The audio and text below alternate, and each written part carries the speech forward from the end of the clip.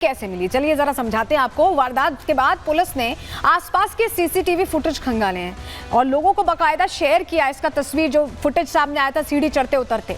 9 जनवरी की CCTV footage से ये पुलिस को बड़ी लीड मिली। तस्वीर हमने आपको दिखा दी 9 जनवरी की। अंधेरी के डीएन नगर इलाके में ये जो फुटेज दिखी, इसमें ये आरोपी स्पॉट किया गया। डीएन नगर इलाके में बाइक सवार ने आरोपी को छोड़ा, ऐसा लगा कि किसी के साथ आ रहा है और उसके बाद उतर रहा है।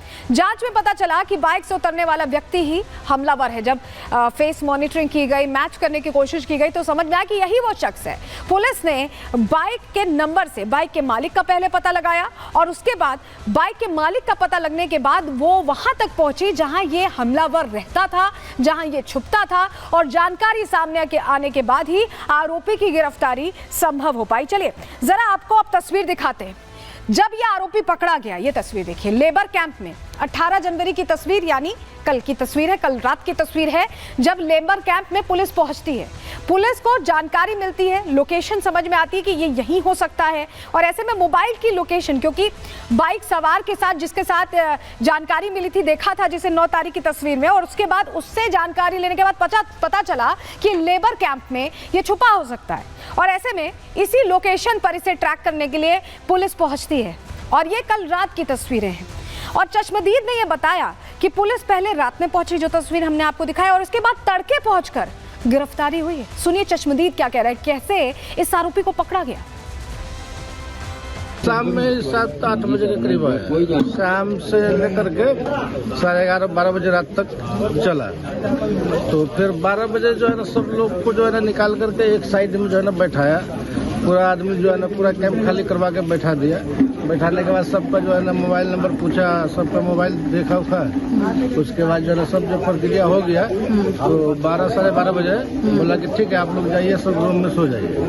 तो सब आकर के अपने रूम में सो गए। उसके बाद फिर क्या हुआ ये मतलब पता नहीं। फिर 1 बजे रात में फिर आया। आने के बाद जो है ना किसी को जो है ना कुछ पूछा, फिर सब चला गया।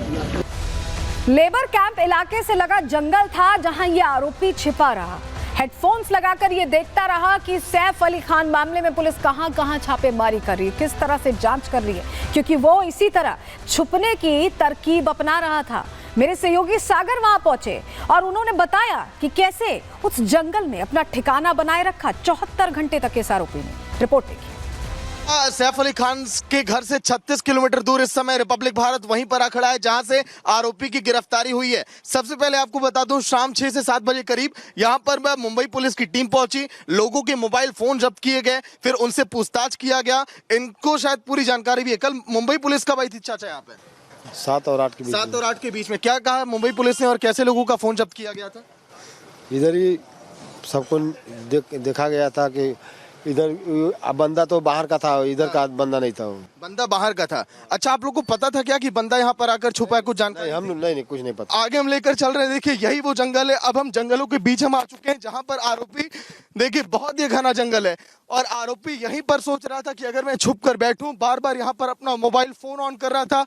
पुलिस की टीम को उसकी लोकेशन ट्रैक हुई, इसीलिए मुंबई पुलिस सबसे पहले यहाँ पर पहुंची। और जितने लोग यहाँ पर रहते हैं, जो यहाँ पर कंस्ट्रक्शन का काम कर रहे हैं, जो भी मजदूर हैं, उनके फोन को जब्त कर लिया गया। जब्त करने के बाद ये देखा गया कि आरोपी के फोन का मिलान किससे हो रहा है। देखिए यही वो जगह है जहां पर इस समय रिपब्लिक भारत पहुंचा हुआ है। देखिए, आप आइए इधर। ये देखिए, ये वो जगह बताई जा रही है जहां पर आरोपी बड़े इत्मीनान से लेटा हुआ था। सुपर एक्सक्लूसिव ये तस्वीरें। आरोपी बड़े इत्मीनान से, देखिए यहाँ पर आपको पूरा शेप भी वो दिखाई दे रहा होगा। आरोपी चादर डाल के यहाँ पर लेटा हुआ था। उसके बाद मुंबई पुलिस आरोपी तक पहुंची इस घने जंगलों में, और फिर आरोपी को गिरफ्तार किया गया, जिसने अपना नाम बदलकर विजय दास बताया है। और यही नहीं, आरोपी 3 से 4 बार अपना बदल के नाम बताया। इस पूरे घने जंगल की तस्वीर आप देखिए, इसमें एक भी इंसान यहाँ पर दिखाई नहीं देगा। और जब पुलिस यहाँ पर पहुंची तो लगातार उसकी तलाश कर रही थी।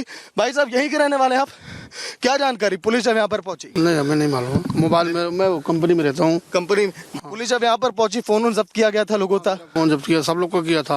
आपका भी फोन जब्त किया गया था? क्या बोला था पुलिस ने उस समय? पुलिस ने नंबर चेक किया, फोटो दिखाया, पूछा इसको जानते हो? हम लोग बोले नहीं जानते। बस हम लोग को मोबाइल दे दिए। तो देखा आपने कैसे जंगल में छुपा हुआ था, लेबर इलाका जो था वहीं पर छुपा हुआ था, लेकिन वो पूरा ठौर ठिकाना इस हिसाब से बनाया हुआ था कि पुलिस उसको ट्रैक डाउन ना कर पाए, क्योंकि उसने अपने नाम भी बदला। जब पूछताछ हुई, हुलिया तो बदल ही रहा था बचने के लिए, लेकिन आखिरकार पुलिस की पकड़ में आ गया। और ऐसे में क्योंकि घुसपैठिया कनेक्शन, बांग्लादेशी कनेक्शन इस शख्स का सामने आ गया है, ऐसे में सियासत भी बढ़ गई, सियासी टेंशन भी बढ़ गई। जरा तस्वीर आपको दिखाने जा रहे हैं, चलिए ये तस्वीर देखिए। किरीट सोमैया लगातार महाराष्ट्र में कैसे बांग्लादेशी घुसपैठिया रच बस रहे इसका प्रश्न उठाते रहे, और जैसे ही खबर सामने आई वो पहुंचे वहां पर और मजदूरों से उनका आई कार्ड मांग के यहां जांच तेज कर दी गई कि क्या और भी बांग्लादेशी घुसपैठिया इसी इलाके में, लेबर कैंप इलाके में रह रहे हैं। ये सवाल बन गया, क्योंकि किरीट सोमैया पहले भी कहते रहे कि महाराष्ट्र में ये जो बांग्लादेशी घुसपैठिया आप ठौर ठिकाना बनाने लग गए। सुनिए कितना गंभीर मसला है, कैसे सवाल खड़े कर रहे हैं किरीट सोमैया। जो कंस्ट्रक्शन वर्कर ये सब बांग्लादेशी मेरे सामने खड़े हैं। किसके बाद महाराष्ट्र का कोई डॉक्यूमेंटेशन नहीं है, कोई दूसरा आई कार्ड कुछ नहीं है। बांग्लादेश का, पश्चिम बंगाल का बोगस आधार कार्ड है, और इसलिए मेरे पुलिस अधिकारी मेरे सामने खड़े, उनके ऊपर जिम्मेदारी डालिए, तुरंत इसका कॉम्बिंग करके इनको गिरफ्तार किया जाए। जो मोहम्मद शहजाद, उसको पनाह इन लोगों ने दी थी, वो यहाँ पर 3 महीने रहा है, और इसके लिए ये बांग्लादेशी विरोध जो यहाँ पर अराजकता फैला रहे हैं, उनके खिलाफ कड़ी कार्रवाई होनी चाहिए। मैं अमरावती गया, वहाँ पर 5-5 हजार बोगस बांग्लादेशी को बर्थ सर्टिफिकेट फर्जी रूप में दिए गए। किसने बचाव किया? शोभा बचाओ कांग्रेस की सांसद मालेगांव में, वहाँ पर वो वानखेड़े अमरावती में कांग्रेस के सांसद। तो उनके लिए वोट जिहाद है, हमारे लिए देश की सुरक्षा है। देश की सुरक्षा के लिए बांग्लादेशी घुसपैठिया बहुत बड़ा मुद्दा है। हालांकि कुछ सियासी दल इसमें अपना फायदा भी देखते हैं, वोट बैंक भी देखते हैं, और कुछ सियासी दल इस पे प्रश्न भी खड़े करते हैं, इसको लेकर जांच भी तेज करवा चुके हैं। लेकिन सैफ अली खान मामले को अगर देखें तो बहुत गंभीरता से यह समझना होगा कि वाकई ये देश के लिए, बांग्लादेशी घुसपैठिया देश के लिए बहुत बड़ा खतरा बन गए। इन पर एक्शन लेने की जरूरत है। रिपोर्ट इसी से जुड़ी आपको दिखा रहे हैं।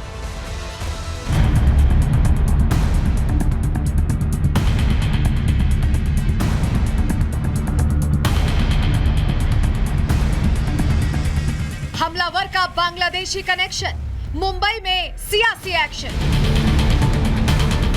घुसपैठिए बन गए खतरा, अब एक्शन होगा तगड़ा। मुंबई में सैफ अली खान के हमलावर का बांग्लादेशी एंगल सामने आने के बाद सियासी पारा हाई है। लगातार बांग्लादेशियों के खिलाफ कार्रवाई की मांग करने वाले बीजेपी नेता किरीट सोमैया एक्शन में हैं। लेबर कैंप पहुंचकर लोगों से आईडी कार्ड मांग रहे हैं। तो वहीं अब जोर शोर से बांग्लादेशी घुसपैठियों को देश से खदेड़ने की आवाज उठ रही है। नेता तो नेता, सोशल मीडिया पर भी लोग बांग्लादेशियों को चुन चुन कर देश के बाहर निकालने की मांग कर रहे हैं। सभी पार्टियों के अलग अलग नेताओं के बयान भी सामने आ रहे हैं, जो कह रहे हैं कि बांग्लादेशियों को देश से बाहर निकाला जाए। इतना ही नहीं, बीजेपी नेता राम कदम ने दावा कर दिया है कि महाराष्ट्र सरकार बांग्लादेशी घुसपैठियों को चुन चुन कर बाहर निकालेगी और जल्द ही इनके खिलाफ कड़ा कानून लाएगी। बांग्लादेशी घुसपैठियों की बात है, महाराष्ट्र की सरकार हर घर घर जाकर उन्हें चुन करके निकालेगी, और जहां से आई थी उन्हें कड़ा दंड देते हुए उन्हें वापस करेगी। शिवसेना नेता भी दावा कर रहे हैं कि हमेशा से ही उनकी पार्टी बांग्लादेशियों के खिलाफ रही है। पुलिस को भी बांग्लादेशी घुसपैठियों की पहचान कर देश से बाहर निकाल देना चाहिए। पुलिस ने कहा है कि जो हमलावर है वो बांग्लादेशी है। ऐसे आरोपी जो बांग्लादेशी यहाँ पर रहते हैं, शिवसेना हमेशा से उनके खिलाफ है, और पुलिस को जो भी बांग्लादेशी घुसपैठ महाराष्ट्र में हो, मुंबई में हो या देश में हो, उनको खदेड़ के देश के बाहर निकालना चाहिए।